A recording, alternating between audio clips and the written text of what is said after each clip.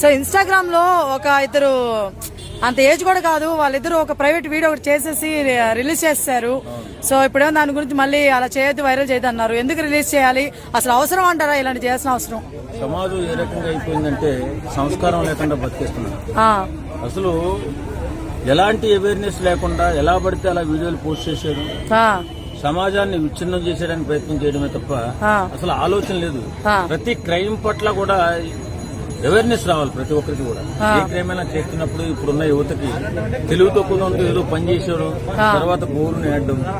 నిజంగా సొంత private videos, bedroom videos పెట్టేసుకుని మళ్ళీ తర్వాత వైరల్ చేయొద్దంటే అసలే లోకం ఎలా ఉంది.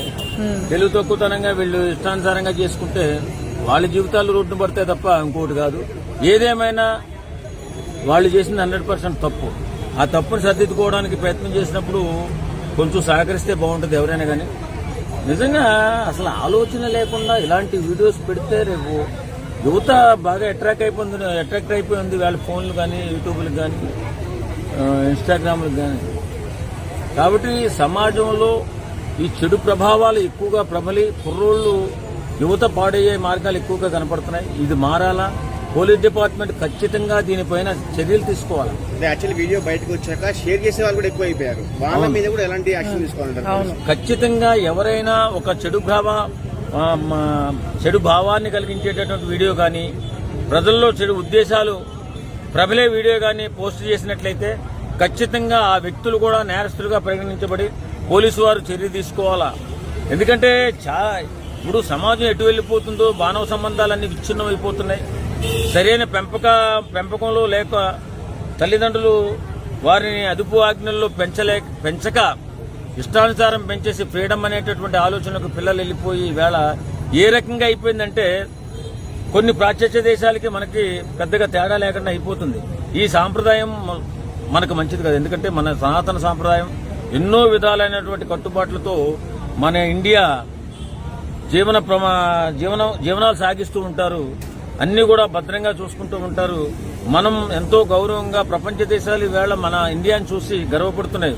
ఇన్ని కట్టుబాట్లలో కుటుంబాలు ఉంటాయా, మేము ఎప్పుడు చూడలేదు, ఎప్పుడు వినలేదని చెప్పి మన ఇండియా గురించి గొప్పగా చెప్పుకుని మన సాంప్రదాయాన్ని ప్రపంచ దేశాలన్నీ కూడా పాటిస్తున్న తరుణంలో మనము ఈ విశృంఖలమైనటువంటి వీడియోలు పోస్ట్ చేసి అంత గొప్ప పేరున్నటువంటి ఇండియా పేరు చెడగొట్టడమే కాకుండా మీ జీవితాలు కూడా మీరు నాశనం చేసుకుంటున్నారు.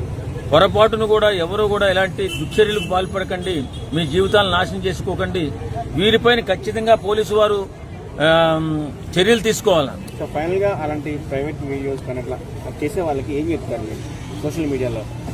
అదే మీ వల్ల మీ కుటుంబాలు, మీ కుటుంబాల తాలూకు బంధువులు చాలా బాధపడతారు. ఒక్కసారి ఆలోచించండి మనసుతో. ఒక తప్పు చేసినప్పుడు ఇలాంటి ప్రైవేట్ వీడియోలు బహిరంగంగా పరిచినప్పుడు ఆ తల్లిదండ్రులు ఎంత బాధపడతారో ఒకసారి ఆలోచించండి. ఇలాంటి చెడు ప్రభావం చేసేటటువంటి ఈ కార్యక్రమాలు మీరు మానుకోండి. నిజంగా అసలు మళ్ళీ సమాజంలో ఎలా తలెత్తుకుని తిరుగుతామని ఇలాంటి పనులు చేస్తున్నారో నాకైతే అర్థం కావట్లా. రోజు రోజుకి విపరీత ధోరణులు పెరిగిపోయి యువత చెడిపోతున్నారు. వాస్తవంగా ఈ చెడు కార్యక్రమాల వల్ల ఈ చిన్న పిల్లలు కూడా దాన్ని అట్రాక్ట్ అయిపోయి రేపు పొద్దున్న అందరూ కూడా అదే వేళ వెళ్ళిపోయే అవకాశం ఉంది. కాబట్టి ఇలాంటి పోలీసు వారికి కౌన్సిలింగ్ ఇచ్చి వారికి సరైన దారిలో నడిపించవలసిన బాధ్యత పోలీసు వారికి ఉంది, అలాగే కుటుంబ సభ్యులకు కూడా ఉంది.